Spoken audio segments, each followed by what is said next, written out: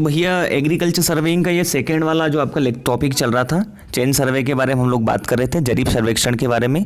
तो जरीब सर्वेक्षण सबसे इम्पोर्टेंट है और इसमें क्या होता है कि दो बिंदुओं के बीच की दूरी हम लोग ज्ञात करते हैं, ये सबसे इम्पोर्टेंट है। और क्वेश्चन ये कि सबसे ज़्यादा किसका प्रयोग किया जाता है, तो सर्वाधिक सबसे ज़्यादा आपका चेन सर्वे या जरीब सर्वेक्षण का प्रयोग किया जाता है। अब जो जरीब होती है वो क्या होती है, देखिए 4 mm की एक मोटी इस्पात की तार की बनी हुई होती है ना। इसमें कितनी कड़ी होती है सबसे इंपॉर्टेंट है।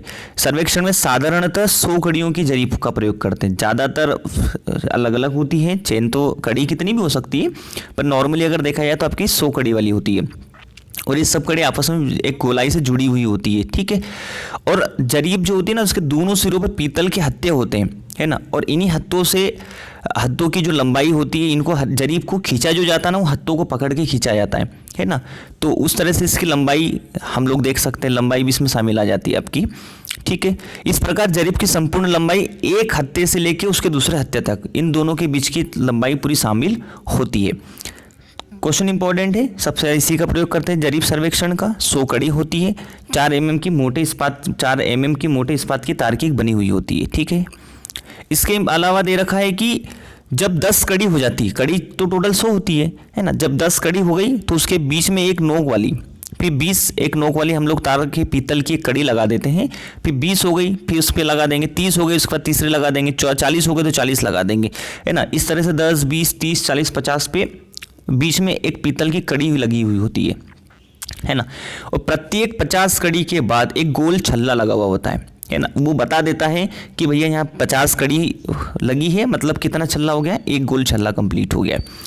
चलिए आगे हमारे लिए जो हमारे एग्जाम से इंपॉर्टेंट ये टेबल, भैया सब लोगों के टेबल याद करना पड़ेगा और यहाँ से एग्जाम में क्वेश्चन बनते हैं। देखिए सबसे पहले इंजीनियरिंग जरीब। अब चेन सर्वे में सबके अलग अलग टाइप होते हैं। इंजीनियरिंग जरीब अलग है, रेवेन्यू अलग है, गंटर अलग है, मैट्रिक या मीटर जरीब अलग है। कुल लंबाई पूछेगा आपसे, तो इंजीनियरिंग चेन की जो कुल लंबाई होती है 100 फीट होती है ना। रेवेन्यू की कितनी होती है, 33 फीट होती है। और गंटर की कितनी होती है, 66, इससे डबल होती है। और मैट्रिक की जो होती है 20 या 30 मीटर, ठीक है। अगर 20 या 30 मीटर दोनों ऑप्शन में, तो आपको 30 मीटर पर जाना पड़ेगा, ओके।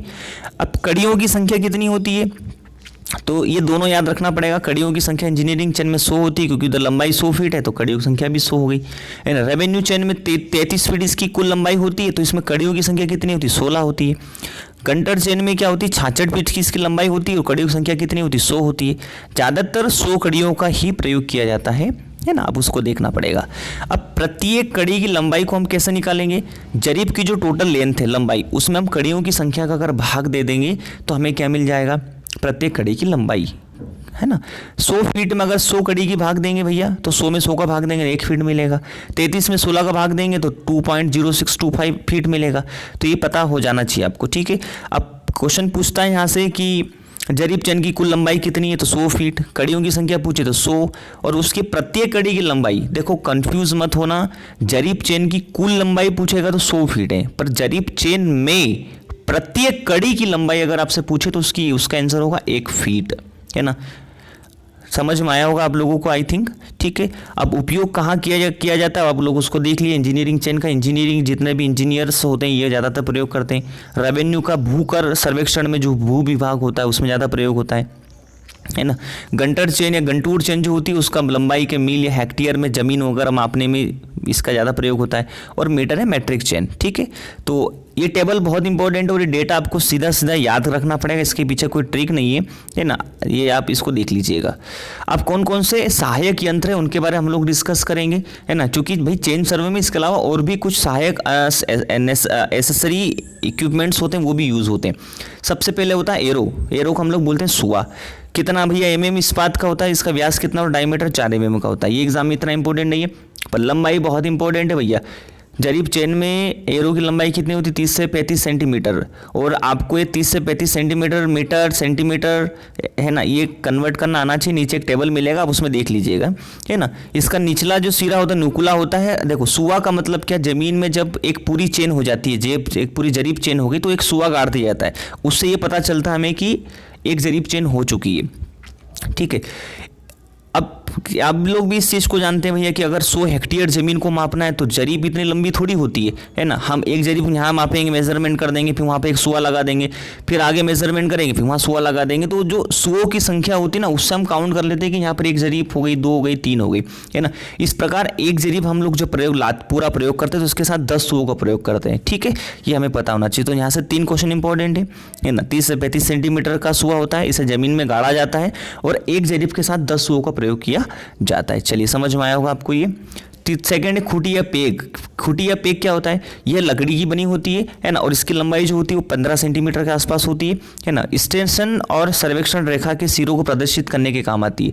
जो स्टेशन क्या है आपका, सामने टारगेट क्या है, और सर्वेक्षण रेखा कहाँ से रेखा गुजर रही है, इन दोनों के बीच में खुटी दर्शाती है, ये दोनों के बीच में काम करती है।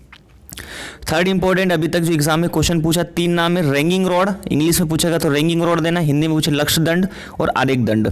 लंबाई पूछेगा 7 से 9 फीट, ये एग्जाम में क्वेश्चन आ चुका है, हम लोग प्रीवियस ईयर के क्वेश्चन के बारे में डिस्कस करेंगे, ठीक है, आप उसको देखना पड़ेगा।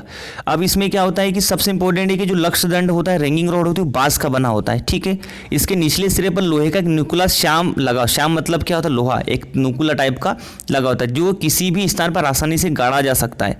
इसे दूर से आसानी से देखा जा सके इसके लिए सफ़ेद और काले रंग के इसके ऊपर एक पट्टी या इसके ऊपर ये सब लगा दिया जाता है ताकि हमें दूर से दिख जाए कि ये रैंगिंग रॉड यहाँ पर लगा हुआ है ना। ये क्या करता है कि दो जो मुख्य स्टेशन है, स्टेशन का मतलब यहाँ पर बिंदु है ना, दो मुख्य जो बिंदु उनके बीच में उनकी लाइन सीधी हो, बिंदुओं की एक सिध में लाने के लिए करते हैं, ठीक है। ये रैंगिंग रॉड का प्रयोग इसमें हम लोग करते हैं। यहाँ से 2 क्वेश्चन इंपॉर्टेंट, रैंगिंग रॉड का प्रयोग कहाँ किया जाता है, 2 स्टेशन के बीच में मध्यवर्ती जो बिंदु आ रहे हैं, क्योंकि भैया 2 स्टेशन तो बहुत दूर दूर भी हो सकते हैं, है ना। अब उनके बीच में पता चले कि जो बीच वाला बिंदु है वो कहीं और जा रहा है, तो इस तरह से तो सही तरह से मेजरमेंट होगा नहीं, तो इस तरह से रैंगिंग रॉड का प्रयोग किया जाता है ताकि एक सीध में, है ना, 2 स्टेशन के बीच में जितने भी पॉइंट्स आ रहे हैं वो सारे एक सीध में दिख जाए, है ना। इसके लिए इसका प्रयोग करते हैं और इसकी जो लंबाई होती है वो 8 फीट होती है, ठीक। आगे दे रखा है आपका अंतराल दंड या ऑफसेट रोड, है ना। ये पीएटी 2016 में यहाँ से क्वेश्चन पूछा जा चुका है, देख लीजिएगा इसको। 2 से 4 मीटर इसकी लंबाई होती है और हम लोग एवरेज लेंगे 3 मीटर होती है। ऊपरी हिस्से पर एक हुक लगा होता है जिसकी सहायता से झाड़ियों में जरी फंसने पर उसे निकाला जाता है। समझ में आपको आ गया होगा। रैंगिंग रॉड ऊपर से एक हुक लगा होता है और कभी मान लो कभी कभार ऐसी स्थिति आ जाती है कि यार ऊबड़ खाबड़ ऐसी ज़मीन है या पथरीली ज़मीन है ना, या आसपास झाड़ियाँ हैं, कभी वहाँ पर जरीब की चेन फंस गई तो उसको निकालने के लिए आपका ऑफसेट रोड का प्रयोग किया जाता है। 5th है लट्ठा, है ना। लट्ठा क्या होता है, ये भूमि जब ऊंची नीची होती है तो जब आरेख दंड दिखाई नहीं, आरेख दंड हम ऊपर ही देखें, आरेख दंड मतलब क्या, लक्ष्य दंड, रैंगिंग रॉड। जब हमें रैंगिंग रॉड नहीं दिखाई दे रहा है तब हम किसका प्रयोग करेंगे, लट्ठे का, लेथ का प्रयोग करेंगे, है ना। और इसकी लंबाई कितनी होती है, 1 मीटर होती है। अगला दे रखा गुनिया यंत्र। गुनिया यंत्र का मतलब होता है क्रॉस स्टाफ, इसको हम लोग बोलते हैं क्रॉस स्टाफ। एग्जाम में कभी गुनिया यंत्र बोलेगा तो क्रॉस स्टाफ बोलेगा। ये क्या करता है, समकोण बनाने का काम करता है। देखिए थोड़ा सा टेक्निकल काम है ना। इस यंत्र की सहायता से समकोण बनाकर सर्वेक्षण रेखा पर लंब खड़े किए जाते हैं और ये अलग अलग 4 प्रकार के गुनिया यंत्र होते हैं। सपाट है, फ्रेंच है, समायोज्य गुनिया यंत्र, प्रकाशीय गुनिया यंत्र है। अब यहाँ पर पूछा पीएटी 2016 में क्वेश्चन है कि जो क्रॉस स्टाफ होता है किसका बना होता है, तो भैया बांस का बना होता है ना। इंग्लिश में दे रखा है cross staff is made by would. Would का मतलब होता है लकड़ी, है ना, इसका याद रखना। और लकड़ी में बांस का पूछना है, ठीक है। वैसे तो नॉर्मल लकड़ी का ही देगा कि वुड का बना होता है, ओके। अब समकोण डिग्री बनाता है, समकोण कितना, 90 डिग्री बनाता है, ठीक है। अब फ्रेंच गुनिया जो होता है ना वो 45 डिग्री का कोण बनाता है। ज़्यादातर जो होता है वो समकोण बनाने का काम करता है। तो क्वेश्चन एग्जाम में आएगा यहाँ से कि जो गुनिया यंत्र होता है, जो क्रॉस स्टाफ होता है, वो क्या बनाने का काम करता है, समकोण बनाने का काम करता है, ठीक है, देख लीजिएगा। डंपी लेवल, एग्जाम में आया हुआ क्वेश्चन है। डंपी लेवल जो होता है भूमि का ढाल ज्ञात करने के लिए डंपी लेवल का प्रयोग किया जाता है, ठीक है। बड़ी बड़ी जो कैनॉल्स होती है, जो इरिगेशन नालियाँ जो होती है ना, इरिगेशन कैनॉल्स जो होती है, इनके बनाने के लिए डंपी लेवल का ही प्रयोग किया जाता है। अब प्रक्षेत्र पुष्टि का मतलब फील्ड बुक, है ना। फील्ड बुक मतलब होती है कि भैया जो डेटा आप सर्वे कर रहे हो, आप उसको आप ऐसे माइंड में तो याद रख नहीं सकते, तो उसको एक बुक में लिखा जाता है, कॉपी में लिखा जाता है, उसको हम बोलते हैं प्रक्षेत्र पुस्तिका या फील्ड बुक। इसका जो आकार होता है वो 25 गुणा 15 सेंटीमीटर होता है या 20 गुणा 12 सेंटीमीटर होता है, ठीक है। एक लंबाई में खुलती है, लंबाई मतलब जनरली आप वर्टिकल में खुलती है ना, सामने की ओर खुलती है। सर्वेक्षण के दौरान ली गई मापे, जो भी मेजरमेंट लेंगे आप वो सब इसमें आप लिखेंगे, ठीक है। और जनरली इसमें बाद में आप क्या करेंगे, मैप तैयार करेंगे, मानचित्र तैयार किया जाता है, ठीक है। और इसमें जो आंकड़े लिखा जाते हैं वो क्या लिखे, नीचे से ऊपर की ओर लिखा जाते हैं, कभी भी ऊपर से नीचे की ओर नहीं लिखना, नीचे से ऊपर की ओर लिखे जाते हैं। तो ये प्रक्षेत्र पुस्तिका और इसका भी एग्जाम में क्वेश्चन इंपॉर्टेंट है, यहाँ से एग्जाम में आता है। सर्वेक्षण में स्टेशनों का चुनाव है ना, स्टेशनों का चुनाव एक महत्वपूर्ण, देखो सीधी सी बात है, अब क्या क्या बात हमें याद रखना है। दो स्टेशन मतलब दो पॉइंट्स के बीच की जो चुनाव है, डिस्टेंस है, उसको हम कैसे सिलेक्ट करेंगे सबसे इंपॉर्टेंट होता है ना। वो आपस में जो चुनी हुई स्टेशन है वो सीधी दिखनी चाहिए आपस में, है ना, ऐसे टेढ़ी मेढ़ी नहीं होना चाहिए, नहीं तो पता चले आपका सर्वेक्षण में जो मेजरमेंट कर रहे हैं वो डेटा ही सब कुछ चेंज हो जाए, है ना। जहाँ तक वो जरीब रेखा को समतल पर ही करना चाहिए। अब इसको देख लीजिएगा, इस तरह से इंपॉर्टेंट चीज़ें मैंने बता दिया है। कुछ ये आपके मेजरमेंट है, जैसे 1 मीटर में कितना सेंटीमीटर होता है, 1 फीट में, तो इंपॉर्टेंट आप मीटर का याद रखिए, फीट का याद रखिए। 1 फीट में 30 सेंटीमीटर और 12 इंच होता है। वर्तमान में सर्वाधिक उपयोग जो होता है वो मीटर जरीब का हो रहा है, और इसकी लंबाई 10, 20, 25, 30 मीटर हो सकती है, पर हमें याद रखना है कितना, जो मैंने बताया आपको 20 से 30 मीटर, पर 30 मीटर आपको सबसे ज़्यादा यूज़ 30 मीटर वाली होती है। कुछ डेटा दे रखा है भैया कि 1 एकड़ बराबर कितना स्क्वायर फीट होता है ना, 43,560 स्क्वायर फीट होता है। 1 एकड़ बराबर, ये एकड़ हेक्टेयर ऑलरेडी हम पहले चैप्टर में डिस्कस भी कर चुके हैं, फिर भी आप देख लीजिएगा कि 1 हेक्टेयर में जो होता है वो 2.47 एकड़ होता है ना। हेक्टेयर बड़ा होता है और हेक्टेयर ही ज़्यादातर आपका यूज़ होता है ना। हेक्टेयर, फिर आपका एकड़, एकड़ के बाद बीघा चलता है ना। तो हेक्टेयर और एकड़ को आप मल्टीप्लाई करेंगे तो यहाँ से आप निकल ही जाएगा। आप दोनों में से एक डेटा याद रखें, या तो 1 हेक्टेयर बराबर होता है 2.47 एकड़, एकड़ निकालना है तो ये नीचे डिवाइड हो जाएगा और आपका 0.40 आ जाएगा। तो ये बहुत इंपॉर्टेंट है। इस तरह से आपके सामने एक टेबल आई होगी, ये टेबल मैं नहीं डिस्कस करूंगा, है ना। दूरी को मापने के कौन कौन से यंत्र होते हैं, एरिया के यंत्र नहीं, इनका डेटा क्या दे रखा है, कितने में क्या होता है, इसको देखना पड़ेगा आपको, ठीक है। तो ये आप देख लीजिएगा। अब हमारे एग्ज़ाम में अभी तक प्रीवियस ईयर के क्वेश्चंस जो पूछे हैं एग्रीकल्चर सर्वे से रिलेटेड, हम उसके बारे में डिस्कस करते हैं। ज़मीन जो होती है उसकी लंबाई के अंतर को मापने के लिए किस यंत्र का प्रयोग करते हैं, हमने पढ़ा भैया, ज़मीन जब ऊंची नीची होती है ना, उसकी ऊंचाई को तो डंपी लेवल का प्रयोग करते हैं, ठीक है। पैसिंग या पासिंग जो पढ़ा है हमने, उसका क्या होता है, पासिंग का मतलब होता है कि चल के क्षैतिज दूरी को मापना है। ऊर्ध्वाधर तो माप ही नहीं सकते, ढाल मापने के लिए तो किसका प्रयोग करते हैं, डंपी लेवल का। तो ऑप्शन नंबर जो बी है वो क्षैतिज दूरी मतलब हॉरिजॉन्टल मेजरमेंट मेजर करने के लिए पासिंग का प्रयोग करते हैं। दो बिंदुओं के बीच की क्षैतिज दूरी कितनी हो ताकि ऊंचाई का अंतर प्रतिशत ढाल बताएं, है ना। जनरली जो क्षैतिज दूरी हमने पढ़ी ये 100 फीट होना चाहिए, है ना। आप ऊपर देख लीजिएगा इसको। 1 हेक्टेयर में भूमि कितनी होती है, तो अभी जस्ट देखा 2.47 एकड़ होती है, ठीक है। और 1 एकड़ में पूछे तो हेक्टेयर कितना होता है, 0.40, ठीक है। सर्वेक्षण दल का जो व्यक्ति चेन पकड़कर आगे बढ़ता है उसे हम क्या बोलते हैं। अच्छा, ये टॉपिक रह गया, इस नोट्स में नहीं है, देख लीजिए। देखिए जनरली चेन 3 व्यक्ति काम करते हैं। एक होता है सर्वेक्षक, सर्वेक्षक का मतलब होता है सर्वेयर। सर्वेयर क्या काम करता है, जो टेक्निकल व्यक्ति होता है जो डेटा कलेक्ट करता है ना, और फील्ड बुक में उसको रिकॉर्ड करता है। तो क्वेश्चन अगर आपसे पूछे कि फील्ड बुक में, प्रक्षेत्र पुस्तिका में कौन व्यक्ति डेटा लिखता है, तो सर्वेक्षक का मतलब होता है सर्वेयर जो होता है। लीडर क्या होता है, लीडर वो व्यक्ति होता है जो चेन को सबसे आगे पकड़ के चलता है, ठीक है। और अनुगामी का मतलब क्या होता है, जो पीछे चलता है ना। तो ये 3 व्यक्ति बहुत इंपॉर्टेंट है, अब इसको देखना पड़ेगा आपको। क्रॉस स्टाफ का मुख्य कार्य क्या है, दिशा ज्ञात करना, समकोण बनाना या गहराई याद करना। तो हमने पढ़ा ही भैया कि समकोण बनाता 90 डिग्री का कोण बनाने के लिए क्रॉस स्टाफ का प्रयोग करते हैं। क्रॉस स्टाफ किसका बना होता है, लकड़ी का बना होता है। प्रक्षेत्र पुस्तिका फील्ड बुक का आकार कितना होता है, ये हम पढ़ चुके हैं, 25 × 15 सेंटीमीटर होता है, ठीक है। लक्ष्य दंड की लंबाई कितनी होती है, 8 फुट होती है, ये भी हम लोग देख चुके हैं, इसमें डिस्कस करने की कोई ज़रूरत नहीं, ऑलरेडी सब डिस्कस कर चुके हैं।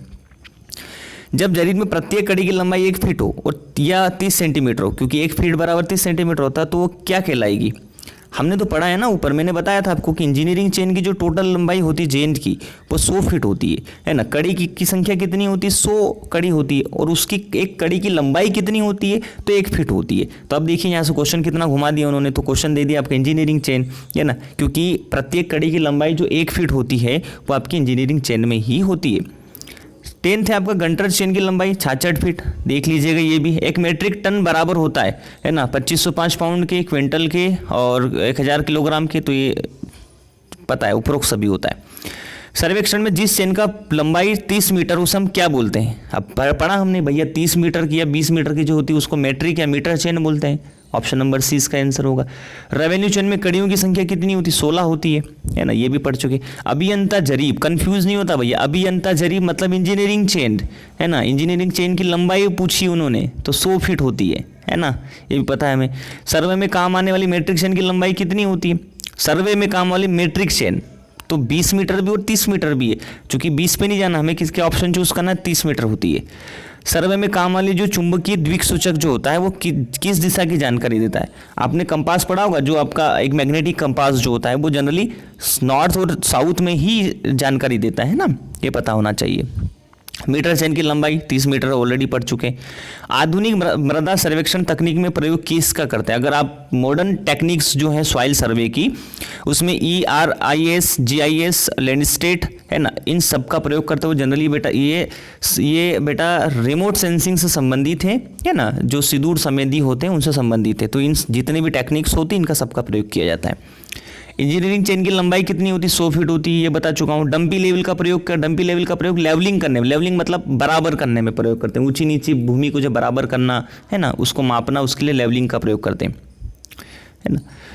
ऑप्टिकल स्क्वायर का प्रयोग करता है। ऑप्टिकल स्क्वायर मतलब क्या होता है कि जो गुनिया यंत्र होता है आपका क्रॉस स्टाफ, वो 90 डिग्री का एंगल बनाने के लिए काम करता है, ठीक है। तो सबसे इंपॉर्टेंट है आपका 90 डिग्री कोण, समकोण बनाने का काम करेगा। क्रॉस स्टाफ किसका बना होता है? तो लकड़ी का बना होता है ना। तो ये क्वेश्चन हो गया। ऑफसेट रॉड की लंबाई कितनी होती है? 4 मीटर पढ़ाई हमने भैया। 4 मीटर ऑप्शन में नहीं हो तो 3 मीटर ले लीजिएगा। सर्वेक्षण बुक पुस्तक का मुख्य अवयव क्या है? ये क्वेश्चन हम पढ़ेंगे, समझेंगे इसको। जो मेन जो सर्वे होता है ना, तो उसमें ये पूछना है कि जो फील्ड बुक होती है, जो प्रक्षेत्र पुस्तिका जो होती है, उसमें हम क्या लिखते हैं, मतलब हम लोग उसमें क्या काम करते हैं। स्थान का नाम, हम स्थान का नाम तो नहीं लिखेंगे भैया। सर्वेक्षण का नाम, देखिए ये सब चीज़ होती है, मैं मानता हूँ ये भी लिखते हैं, पर उसने क्या पूछा है? मुख्य अवयव है ना। मुख्य अवयव मतलब ये कि आप जो डेटा ले रहे हो, सर्वे जो करने आए हो, तो सर्वे का जो डेटा आएगा वो बुक में लिखेंगे। तो मापन और विवरण, ठीक है, मेजरमेंट एंड डिस्ट्रीब्यूशन जो होता है वो हम लोग लिखते हैं। मेन अगर है उपरोक्त सभी ऑप्शन में होता तो हम उपरोक्त सभी पे जाते, पर वहाँ पूछा है मुख्य, इसलिए हमको लेना पड़ेगा मापन और विवरण। सर्वेक्षण में कंपास का क्या प्रयोग है? कंपास का मतलब यही भैया कि डायरेक्शन मापना है। जो पता है हमने, मैग्नेटिक जो कंपास होता है, जो उत्तर दक्षिण नॉर्थ और साउथ को जो मेजरमेंट करता है, तो वो क्या मेजरमेंट करता है? नॉर्थ साउथ क्या होती है? डायरेक्शंस होती, दिशा होती है। तो एक रेखा की दिशा को मापने के लिए हम कंपास का प्रयोग करते हैं। रात्रि काल में भी निम्नलिखित में से कौन सा सर्वेक्षण सबसे अच्छा है, सबसे अच्छा माना जाता है? कंपास है ना, इंक्लाइनोमीटर है, श्रृंखलाएं, GPS। सबसे बेस्ट है GPS, क्योंकि GPS जो रिमोट सेंसिंग पे काम करता है और ये हमें पता होना चाहिए। तो ठीक है भैया, इस तरह से हमने एग्रीकल्चर सर्वेइंग के बारे में डिस्कस कर चुके हैं। यहाँ से जो इंपॉर्टेंट क्वेश्चन थे उनको भी मैंने बता दिया। अगर कोई क्वेश्चन समझ में नहीं आए तो आप कमेंट बॉक्स में कमेंट कर देंगे, तो मैं आपको रिप्लाई दे दूंगा, ठीक है। और बाकी इस चैप्टर को समझ लीजिएगा। यहाँ से एग्जाम में 1 से 2 क्वेश्चन बनते हैं, और जो बनते हैं आपको मैंने कम से कम 26 क्वेश्चन का रिवीजन भी करवा दिया है कि ये क्वेश्चन इंपॉर्टेंट है, आप इनको देख लीजिएगा। ओके भैया, थैंक यू सो मच।